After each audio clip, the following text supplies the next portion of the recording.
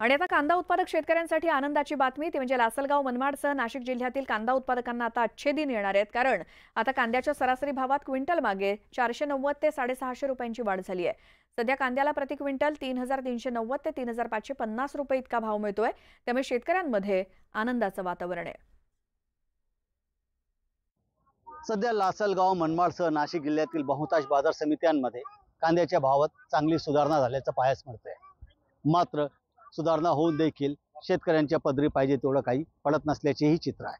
माझ्यासोबत बोलण्यासाठी काही शेतकरी त्यांच्याकडून जाणून घेऊया का आता जो भाव मिळतोय त्याच्यावर त्यांना परवडतोय का, दोन पैसे त्यांच्या हातात पडताय का। भाऊ काय म्हणाल, आता जो भाव आहे आता जो भाव आहे तो परवडेबल नाही। आता फक्त पिकाला जो केलेला खर्च आहे तो पुरेपूर समतोल तुलनेत मिळतोय।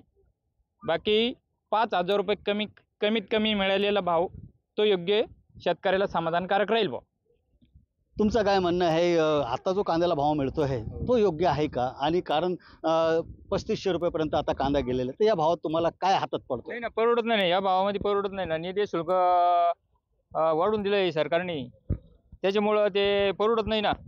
त्याचं थोडं कमी केलं पाहिजे, निर्यात जास्त दिली पाहिजे, त्याच्यामुळं खर्च पण निघत नाही ना। रोजंदारी वाढ आहे, रोजंदारी खूप वाढली, त्याच्यामुळं खताची किमती खूप वाढल्या, त्याच्यामुळे परवडत नाही ते।